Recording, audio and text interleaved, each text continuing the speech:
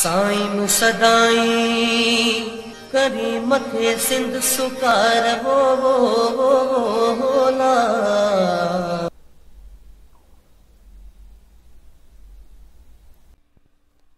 बिस्मिल्लाहिर्रहमानिर्रहीम। प्यारा शागिर्दो अस्सलामु अलैकुम। इंग्लिश ग्रामर जी एक नई वीडियो सां गॾु आऊं अव्हां जी ख़िदमत में हाज़िर आहियां, जंहिंमें अॼु असांजो मौज़ू आहे नाउन यानी इस्म। वीडियो शुरू करण खां पहिरियां अव्हां खे अर्ज़ु आहे त जेकॾहिं तव्हां मुंहिंजे चैनल ते नवां आहियो त मुंहिंजे चैनल खे सब्सक्राइब करियो, वीडियो खे लाइक कयो, पंहिंजे दोस्तनि ऐं साथियुनि खे हिन वीडियोस जे बारे में ॿुधायो त जीअं उहे बि हिन मां फ़ाइदो हासिलु करे सघनि। त अचो त पंहिंजी वीडियो खे शुरू कयूं था। What is a noun? A noun is a word used as the name of person, place or thing. Or a noun is a naming word. इसम छा खे चइबो आहे? इसम उहो लफ़्ज़ आहे जेको माण्हू, जाइ या शयुनि जे नाले लाइ इस्तेमालु कबो आहे। अचो त उनजा कुछ मिसाल ॾिसूं। नेम्स ऑफ पर्सन्स, माण्हुनि जा नाला: Usman Ghani, Yasir Ali, Aliya, Anjum, etc. Names of places, जगहनि जा नाला: park, school, house, clinic, etc. Names of things, शयुनि जा नाला: flower, ring, table, pen, banana, etc. Names of animals, जानवरनि जा नाला: dog, cat, buffalo, horse, etc. How many kinds of nouns are there? इसमनि जा केतिरा क़िस्म आहिनि? There are 5 kinds of nouns. There are 5 kinds of nouns. इसमनि जा 5 क़िस्म आहिनि। Number 1, common noun, इस्म आम। Proper noun, इस्म खास। Collective noun, इस्म जमा। Material noun, इस्म जिन्स। Abstract noun, इस्म ज़ात। Common noun, इस्म आम। A common noun is a name of a common person, a place, an animal or anything. इस्म आम कंहिं बि आम माण्हू, जगह, जानवर या कंहिं बि शइ जो नालो आहे।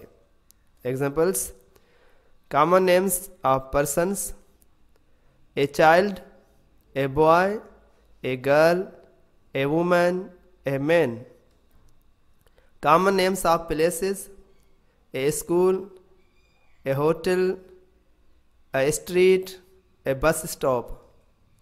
Common names of things: a pen, a book, a table, a flower, a radio. Common names of animals: a dog, a cat, a lion, an ox, an elephant.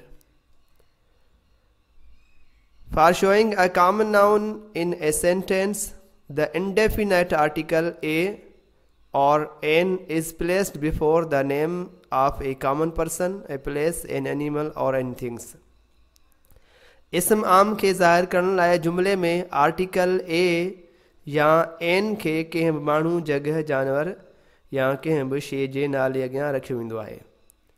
यानी प्यारा शागिर्दो, आम तौर ते कॉमन नाउन यानी इस्म आम इंग्लिश में जॾहिं लिखंदा आहियूं त उनखां पहिरियां ए या एन जो इस्तेमालु कंदा आहियूं। प्रॉपर नाउन, इस्म ख़ास। A proper noun tells us the name of a particular person, a place, an animal or anything. इस्म ख़ास असांखे कंहिं ख़ासि माण्हू, जगह, जानवर या कंहिं बि ख़ासि शइ जो नालो ॿुधाईंदो आहे। Examples: names of persons: Nadeem Ali, खुदा बख्श, माजिद अली, आलिया, अनम.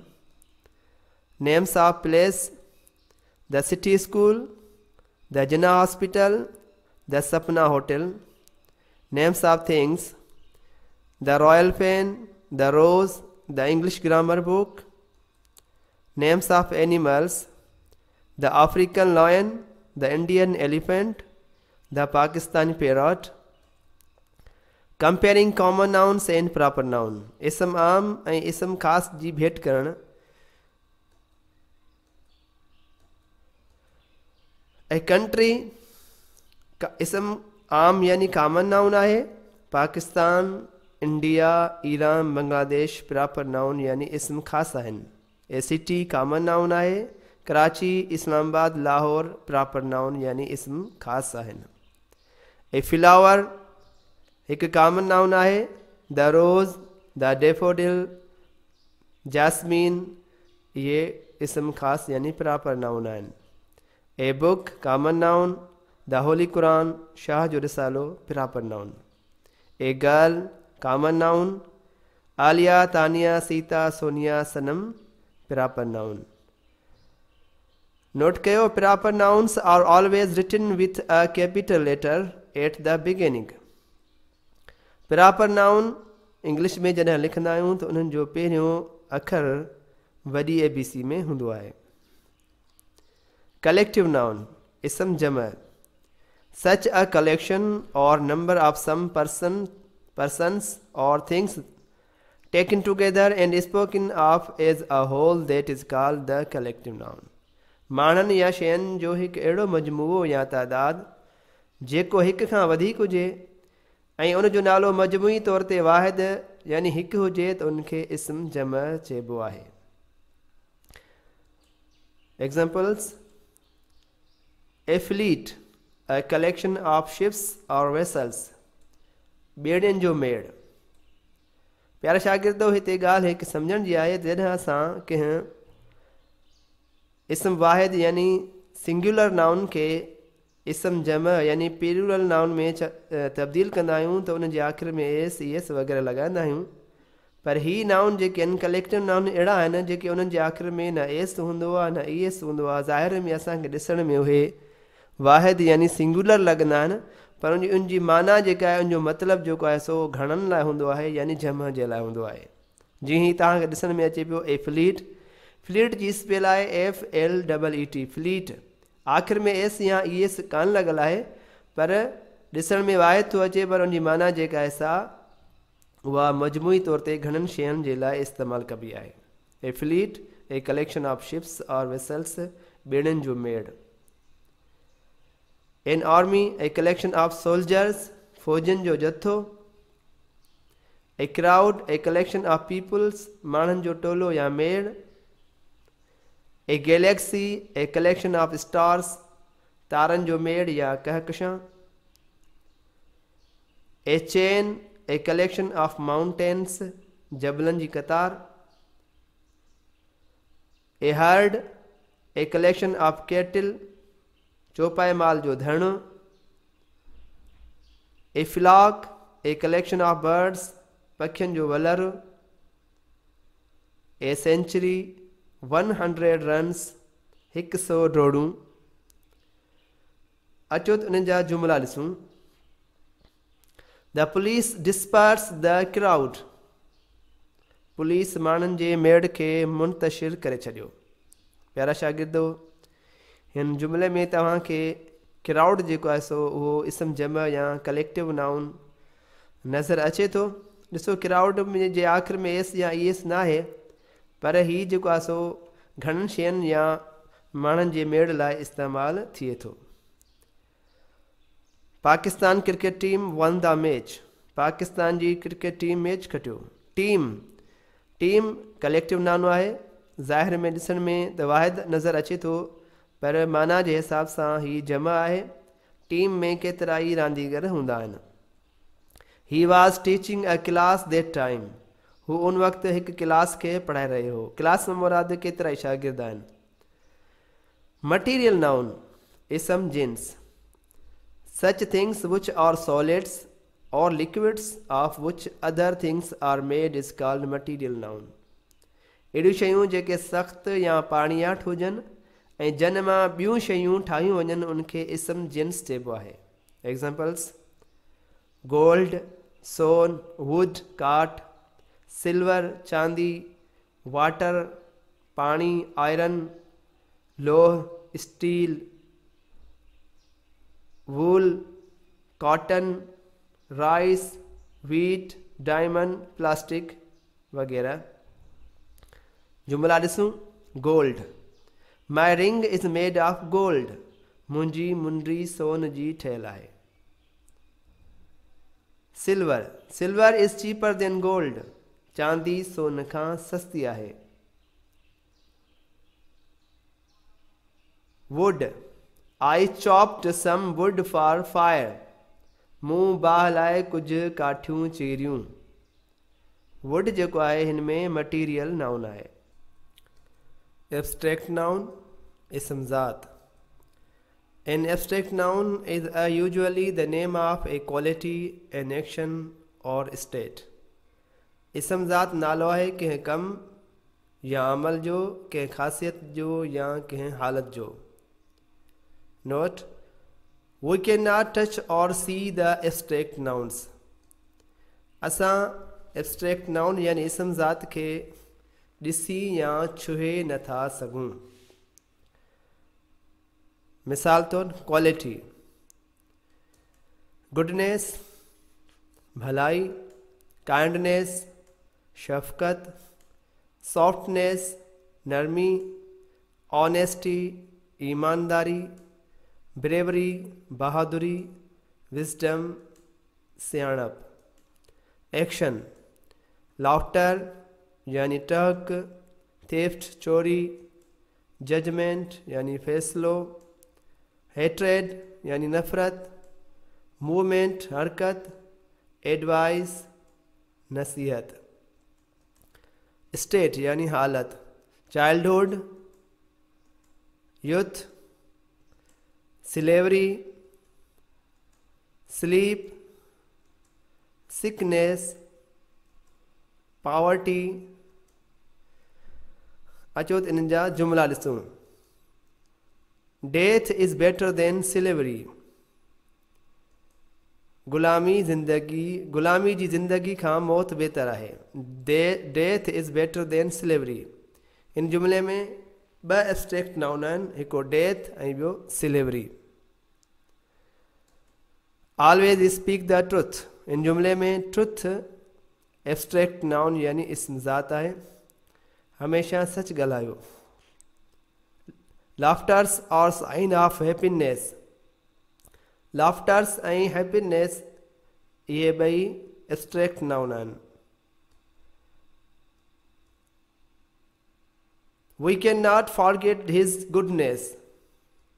असां हिन जी भलाई खे विसारे नथा सघूं। हिन जुमले में गुडनेस एब्स्ट्रैक्ट नाउन आहे। The memories of childhood are precious. Memories ऐं चाइल्डहुड इहे ॿई एब्स्ट्रैक्ट नाउन आहिनि। Nowadays there is a lot of dearness in our country. Dearness यानी महंगाई। Dearness एब्स्ट्रैक्ट नाउन आहे। Love for all, hatred for none। हिन जुमले में लव ऐं हेट्रेड ॿई एब्स्ट्रैक्ट नाउन आहिनि। How abstract nouns are formed। इसम ज़ात कीअं ठहंदा आहिनि। Abstract nouns are formed from adjectives as abstract noun इसम ज़ात सिफ़तनि मां ठहंदा आहिनि, जीअं काइंडनेस फ्रॉम काइंड। काइंड सिफ़त यानी एडजेक्टिव आहे, उन मां काइंडनेस एब्स्ट्रैक्ट नाउन ठहे थो। Honesty from honest. ऑनेस्ट सिफ़त जो नालो आहे, एडजेक्टिव आहे, उन मां ऑनेस्टी इसम ज़ात ठहे थो। फ्रॉम वर्ब्स एज फेलन मां बि इसम ज़ात ठहंदा आहिनि, जीअं obedience from obey, growth from grow. Grow verb आहे, उन मां एब्स्ट्रैक्ट नाउन ग्रोथ ठहियो। फ्रॉम कॉमन नाउन्स एज इसम आम मां बि एब्स्ट्रैक्ट नाउन ठहंदा आहिनि। जीअं चाइल्डहुड फ्रॉम चाइल्ड, चाइल्ड इसम आम यानी कॉमन नाउन आहे, उन मां चाइल्डहुड एब्स्ट्रैक्ट नाउन ठहियो। Slavery from slave, slave common noun आहे, उन मां स्लेवरी एब्स्ट्रैक्ट नाउन ठहियो। यादि रखो the names of the arts and sciences are also abstract nouns as फन ऐं साइंस जे नालनि खे बि एब्स्ट्रैक्ट नाउन चइबो आहे। जीअं grammar, music, chemistry, biology etc इहे सभु एब्स्ट्रैक्ट नाउन आहिनि। काउंटेबल एंड अनकाउंटेबल नाउन्स यानी ॻणण वारा ऐं न ॻणण वारा इसम। Countable nouns are the names of objects, people etc that we cannot count as। Countable nouns यानी ॻणण वारा नाउन शयुनि या माण्हुनि जा नाला आहिनि जंहिंखे असां ॻणे सघूं था। जीअं book, pen, apple, boy, sister, doctor, horse वग़ैरह।